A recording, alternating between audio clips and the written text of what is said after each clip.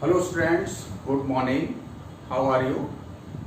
I hope you will be fine. So, today we are going to discuss the variation of molar conductivity with dilution for strong and weak electrolyte.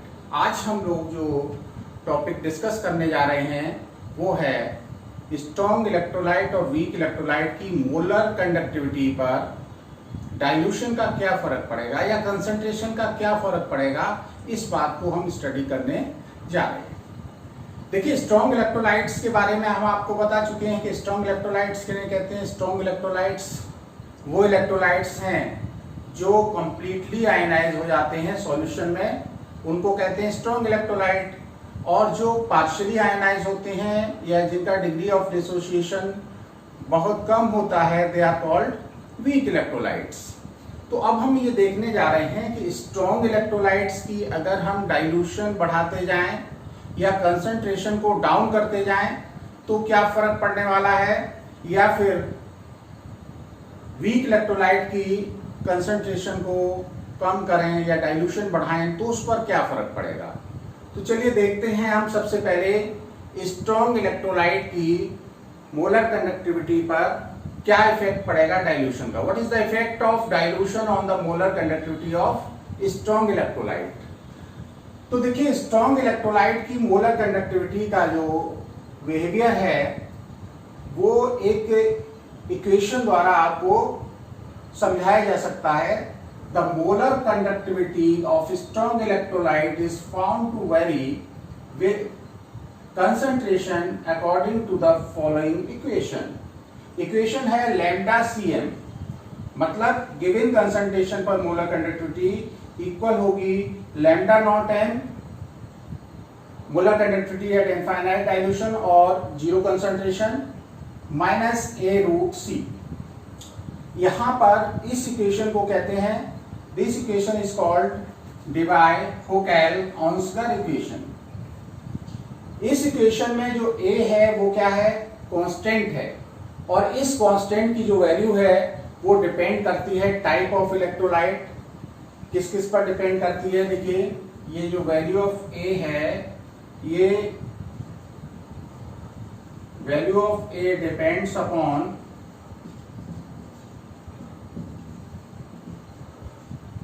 Number 1 type of electrolyte,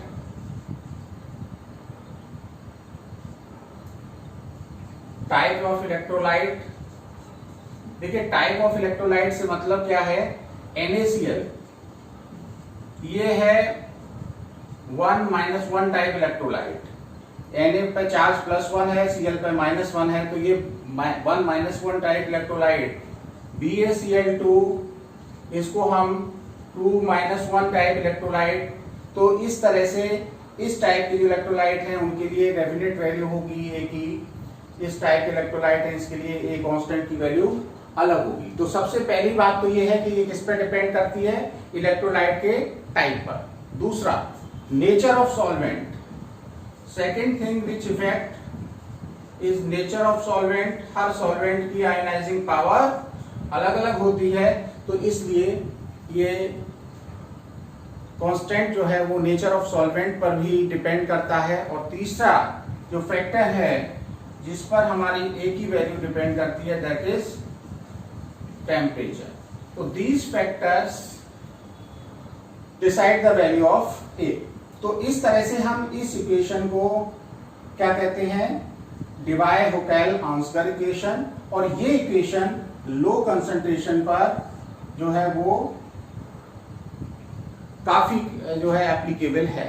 low concentration पर ये आपकी strong electrolytes के लिए बहुत ही applicable है। Molar conductivity को हम इससे निकाल सकते हैं किसी भी गिवन कंसंट्रेशन पर। तो इनफाइनाइट कंसंट्रेशन पर मोलर कंडक्टिविटी में से ए रूट सी माइनस कर दें तो ये आपकी इक्वेशन बोली जाती है स्ट्रॉन्ग इलेक्ट्रोलाइट की molar conductivity eight given concentration.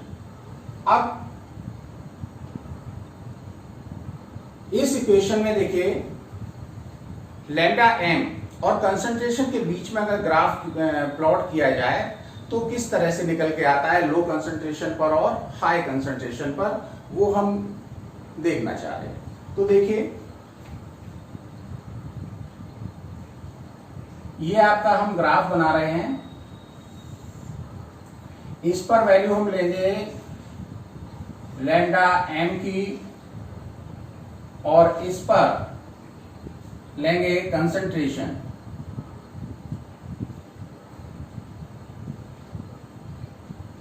ये हम concentration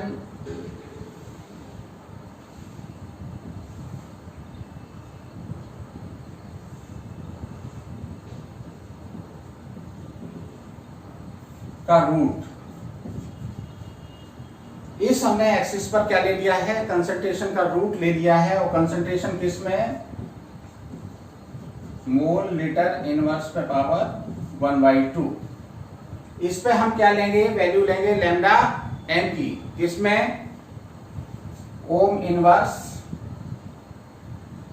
centimetre square mole inverse.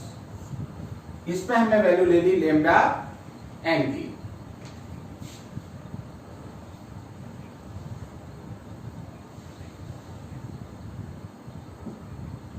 ये 20, 40, 60, 80, 100, 120, 140, 160, 180, इस तरह से।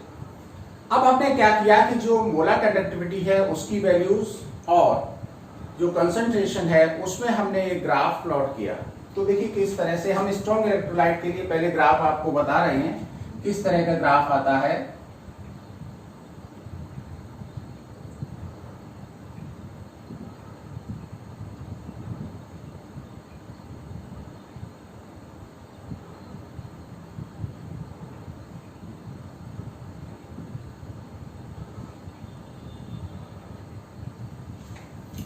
ये हमने एक स्ट्रॉन्ग इलेक्ट्रोलाइट है KCl, KCl के लिए ग्राफ ड्रॉ किया। तो आप देखिए जैसे जैसे डाइल्यूशन बढ़ाते हैं वैसे वैसे ये कंसंट्रेशन हाई है, ये लो है। लो कंसंट्रेशन पर ये स्ट्रेट लाइन आती है, लेकिन हाई कंसंट्रेशन पर ये ग्राफ थोड़ा सा आपका स्ट्रेट नहीं रहता है। इसको इस तरह से और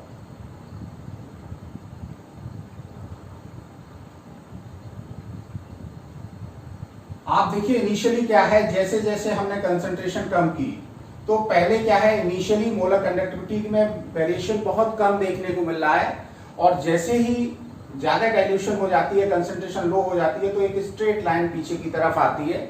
और इसको हम एक्सट्रापोलेशन करके ले जाएं पीछे की तरफ, इसको एक्सटेंड करें तो ये यहाँ पर इंटरसेक्ट करती है। ये वैल्यू हो गई lambda naught M for KCl। तो इस लैम्डा एम और रूट सी के बीच में जो ग्राफ प्लॉट किया गया है ये बता रहा है कि ये लो कंसंट्रेशन पर लीनियर है, लेकिन हाई कंसंट्रेशन पर ये ग्राफ लीनियर नहीं रहता। और इस ग्राफ से दूसरी बात क्या समझ में आ रही है स्ट्रॉन्ग इलेक्ट्रोलाइट के लिए, दूसरी बात ये समझ में आ रही है कि जब स्ट्रॉन्ग इलेक्ट्रोलाइट की कंसंट्रेशन को हम कम करते हैं या डाइल्यूशन बढ़ाते हैं तो इसकी कंडक्टिविटी का बहुत ज्यादा इंक्रीज नहीं हो रहा है।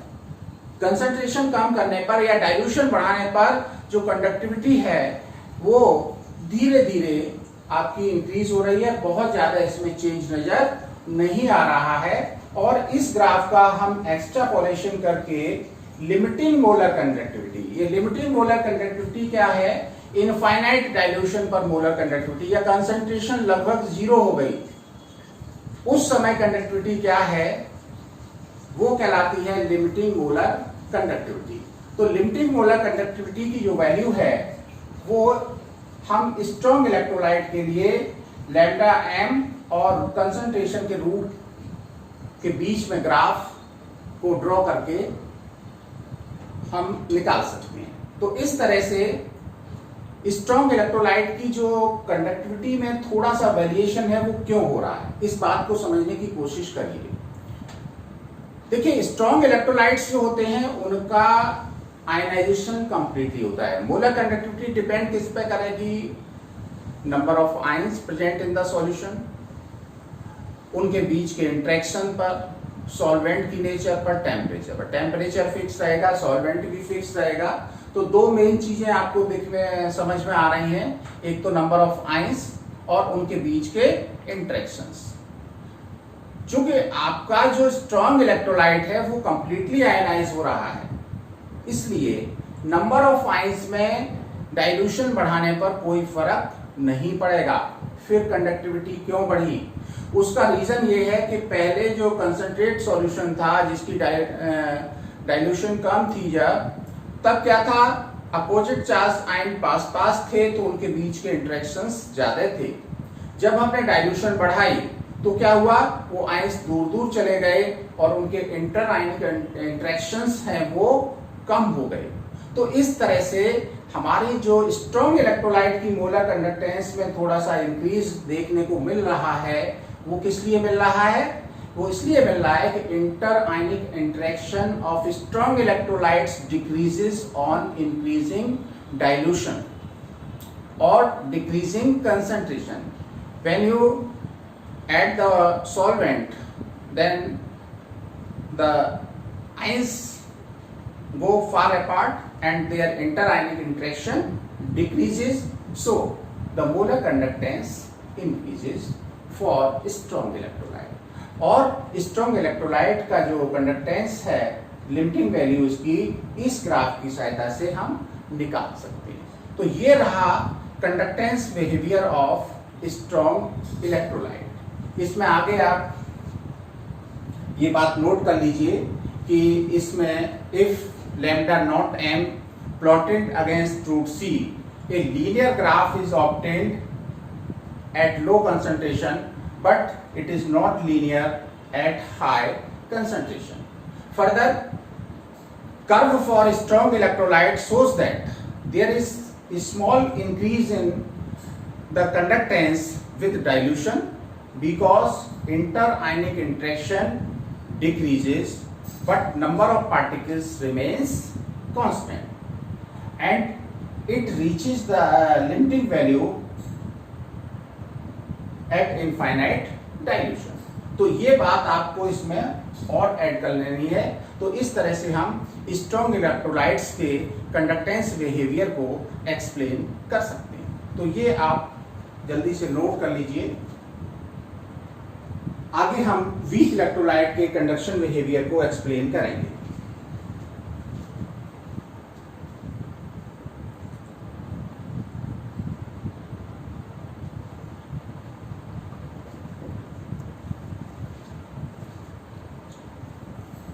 अब देखिए आगे हम देखते हैं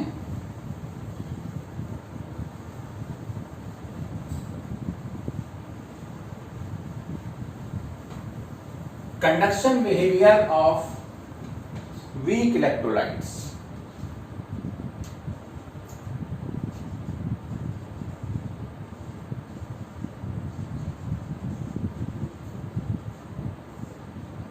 देखिए हम इसी ग्राफ में वीक इलेक्ट्रोलाइट्स के डाइल्यूशन बढ़ाने पर मोलर कंडक्टिविटी किस तरह से जो है चेंज होती है उसका ग्राफ ड्रॉ कर रहे हैं।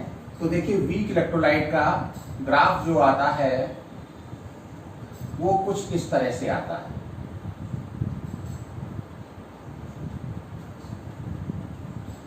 ये है एसिटिक एसिड वीक इलेक्ट्रोलाइट की मोलर कंडक्टिविटी। इस ग्राफ को बड़े ध्यान से आंखें खोल के देखिए। इनिशियली आपने देखा कि जब हमने एसिटिक एसिड की कंसंट्रेशन को लो किया, कंसंट्रेशन लो का मतलब हमने डाइल्यूशन बढ़ाई, तो आप देख रहे हैं धीरे धीरे आपकी मोलर कंडक्टिविटी में इंक्रीजमेंट हो रहा है। लेकिन जैसे जैसे हम डाइल्यूशन बढ़ाते गए वैसे वैसे इसकी कंडक्टेंस तेजी से इंक्रीज हुई। ये स्टेडी इंक्रीज वीक इलेक्ट्रोलाइट की मोलर कंडक्टिविटी में क्यों हो रहा है, इसके बारे में थोड़ा सा विचार करिए। देखिए, जो वीक इलेक्ट्रोलाइट्स होते हैं उनका आयनाइजेशन बहुत कम होता है, इसलिए किसी डेफिनेट कंसंट्रेशन पर अगर इसकी और इसकी देखें तो इसकी मोलर कंडक्टिविटी बहुत हाई है, किसी कंसंट्रेशन पर 0.7 पे देखिए इसकी मोलर कंडक्टिविटी वीक की बहुत कम है, जबकि स्ट्रॉन्ग की बहुत ज्यादा है।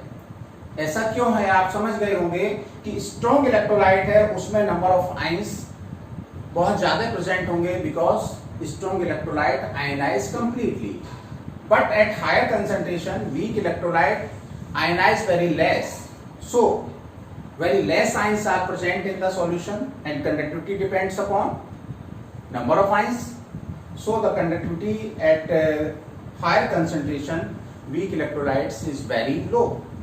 As you increase the dilution, what happens? Slowly the number of ions increases due to increase in ionization. जैसे जैसे आप डाइल्यूशन बढ़ाते हैं वैसे वैसे क्या होता है, नंबर ऑफ आयंस इंक्रीज होते हैं। नंबर ऑफ आयंस इंक्रीज हो जाने की वजह से क्या होता है, वो आपकी मोलर कंडक्टिविटी धीरे धीरे बढ़ती चली जाती है। मोलर कंडक्टिविटी बढ़ती चली जाती है, लेकिन आप देखें कि ये आपकी जो ग्राफ है वो इस लाइन के पैरेलल हो गया। इस मोलर कंडक्टिविटी का जो एक्सिस है इसके पैरेलल हो गया। इसका मतलब क्या हुआ कि आप वीक इलेक्ट्रोलाइट्स की लिमिटिंग वैल्यू को इस ग्राफ से कैलकुलेट नहीं कर सकते हैं। You can not obtain the limiting value of molar conductivity for the weak electrolytes. So we can say that limiting value of strong electrolyte is possible to calculate by this graph, but for weak electrolyte limiting value cannot be calculated. So how you explain? आप चाहें तो note कर लें कैसे आप इसको explain करेंगे। Conductance behaviour of weak electrolyte, the conductance of weak electrolyte is much lower than strong electrolyte at higher concentration, but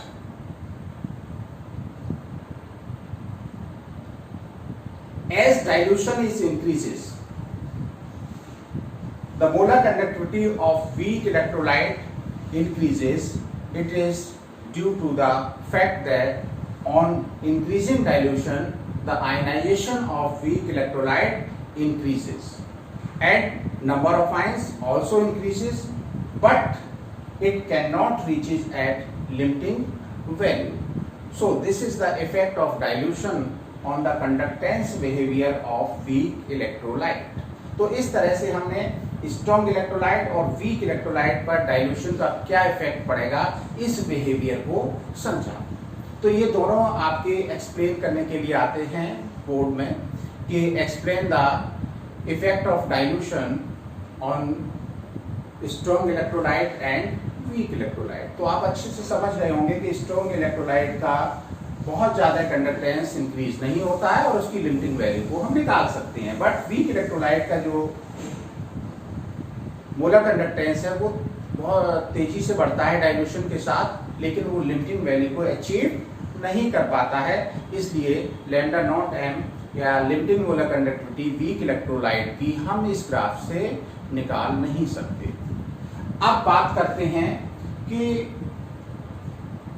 जो इक्विवेलेंट कंडक्टिविटी है, मोलर कंडक्टिविटी है, कंडक्टेंस है और स्पेसिफिक कंडक्टिविटी है, इन पर डाइल्यूशन का क्या इफेक्ट पड़ेगा। तो अब अगला टॉपिक हमारा है variation of conductance, molar conductivity, equivalent conductivity and specific conductivity on dilution.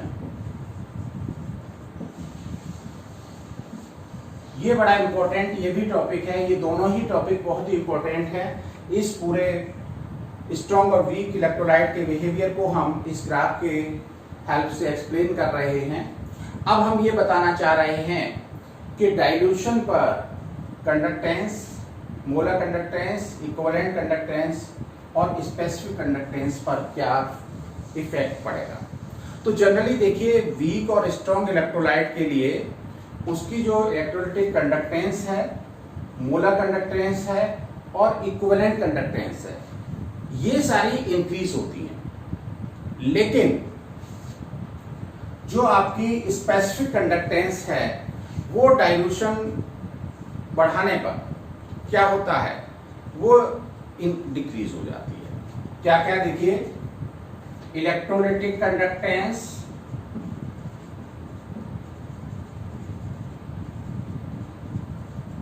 Molar conductance and equivalent conductance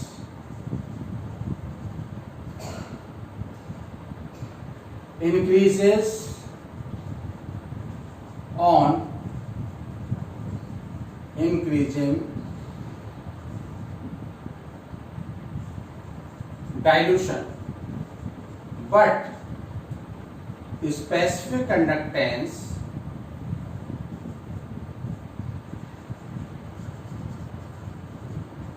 जिसको हम कंडक्टिविटी भी कहते हैं, decreases on increasing dilution.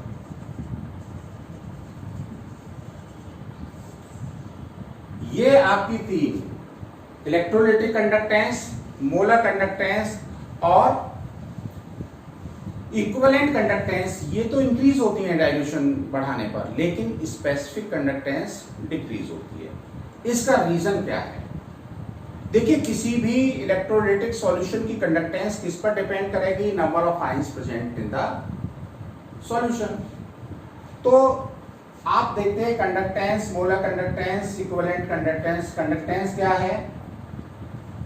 Electrolytic solution में जो भी आयंस प्रेजेंट हैं उनके द्वारा जो कंडक्टेंस हो रही है वो इलेक्ट्रोलाइटिक कंडक्टेंस है। मोलर कंडक्टेंस क्या है? 1 मोल इलेक्ट्रोलाइट डिसॉल्व करने पर जो आयन प्रोड्यूस होंगे उनकी कंडक्टेंस। तो 1 मोल डिसॉल्व करने पर डेफिनेट आयन प्रेजेंट रहेंगे, 1 ग्राम इक्विवेलेंट डिसॉल्व करने पर भी डेफिनेट आयन प्रेजेंट रहेंगे। लेकिन डाइल्यूशन बढ़ाने पर क्या होगा? इनका आयनाइजेशन बढ़ सकता है, इंटरआयनिक इंटरेक्शन कम हो सकता है, जिसकी वजह से वीक इलेक्ट्रोलाइट का तो आयनाइजेशन बढ़ता है और स्ट्रॉन्ग इलेक्ट्रोलाइट में क्या होता है? इंटरआयनिक इंटरेक्शन कम होता है। इन सारी वजहों से ये इक्विवेलेंट कंडक्टेंस, मोलर कंडक्टेंस और इलेक्ट्रोलाइटिक कंडक्टेंस ये इंक्रीज होती हैं वीक और स्ट्रॉन्ग इलेक्ट्रोलाइट की। बट स्पेसिफिक कंडक्टेंस क्या है? Specific conductance is the conductance of the ions present in 1 centimetre cube of the solution. जब आप डाइल्यूशन बढ़ाएंगे, मान लीजिए आपकी ये वॉल्यूम में 50 ml था, 50 ml में आपके कितने आयंस थे? सपोज करिए पर सेंटीमीटर क्यूब 50 आयंस थे। आपने वॉल्यूम बढ़ा के 100 ml कर दिया। जब वॉल्यूम बढ़ गया तो ये आयन क्या होंगे? ये यहां से क्या करेंगे? दूर दूर चले जाएंगे। जब दूर दूर चले जाएंगे तो पर centimetre cube number of ions कम रह जाएंगे। तो पर सेंटीमीटर क्यूब सॉल्यूशन की जो कंडक्टिविटी होगी वो डिक्रीज हो जाएगी। इसलिए हम कह सकते हैं कि specific conductance will decrease on increasing dilution, because specific conductance is the conductance of ions present in 1 centimetre cube of the solution. आपने पढ़ा था kappa equal GL upon A। L आपका 1 सेंटीमीटर, A आपका 1 सेंटीमीटर स्क्वायर। तो इसका मतलब क्या हुआ कि 1 सेंटीमीटर क्यूब सॉल्यूशन हो गया, तब कप्पा इक्वल किसके होगी? G के। तो 1 सेंटीमीटर क्यूब सॉल्यूशन में जो आयंस प्रेजेंट हैं उनकी कंडक्टिविटी को हम क्या कहते हैं, स्पेसिफिक कंडक्टेंस बोलते हैं या कंडक्टिविटी बोलते हैं। तो इसलिए आप समझ गए होंगे कि ये जो तीन कंडक्टेंस हैं, इलेक्ट्रोलाइटिक कंडक्टेंस, इक्विवेलेंट कंडक्टेंस और मोलर कंडक्टेंस, ये डाइल्यूशन बढ़ाने पर इंक्रीज होती हैं, लेकिन स्पेसिफिक कंडक्टेंस जो है वो पर सेंटीमीटर क्यूब में नंबर ऑफ आयंस डिक्रीज हो जाने की वजह से कम हो जाती है। तो इस बिहेवियर को ठीक से एक बार फिर से आप इसको रिवाइज कर लीजिए। इसको वीडियो को दोबारा एक बार में समझ में नहीं आता है तो फिर से देखिए और मेन फोकस करिए इस ग्राफ पर। इस ग्राफ से पूरी बात आपको समझ में आ जाएगी। Thank you.